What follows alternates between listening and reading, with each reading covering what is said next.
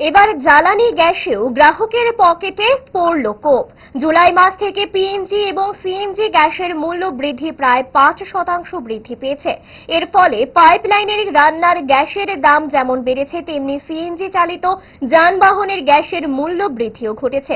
দিশেহারা জ্বালানি গ্যাস ব্যবহারকারী গ্রাহকেরা।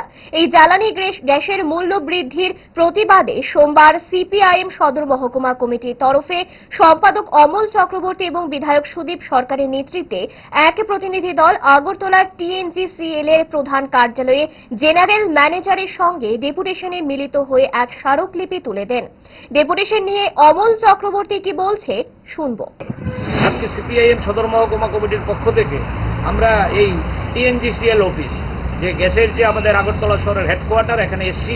এখানকার জেনারেল ম্যানেজার যিনি আছেন, এখানকার অর্থ দপ্তরের যিনি কর্তা ব্যক্তি আছেন, তাদের সাথে আমরা মিলিত হয়েছিলাম। আমরা গিয়ে শুনলাম অবাক করার মতো ঘটনা।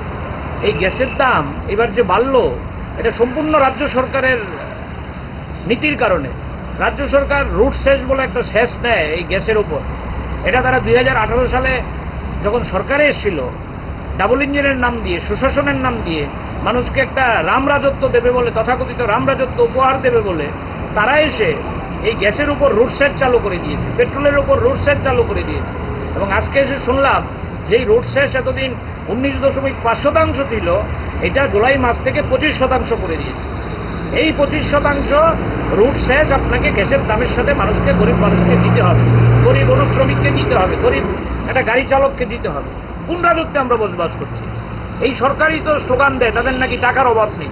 নরেন্দ্র মোদী নাকি কি জানি বলে, মুমকিনে নরেন্দ্র মোদী সব দিতে পারে। এই নাকি গাছ নাড়া দিলে গাছ থেকে টাকা পড়ে তাদের রাজত্বে। এই সরকার এই গরিব মানুষের উপরেই বোঝা চাপিয়ে দিচ্ছে রোড স্টেশন নামে। এই ঘটনার বিরুদ্ধে প্রতিবাদ জানিয়ে আমরা আজকে স্মারকলিপি দিয়েছি। জুড়ে থাকে বাঁধন আপনার চেয়েও আপন, জুড়ে থাকে বাঁধন আপনার চেয়েও আপন, আপনার চেয়েও আপন। স্বর্ণ কমল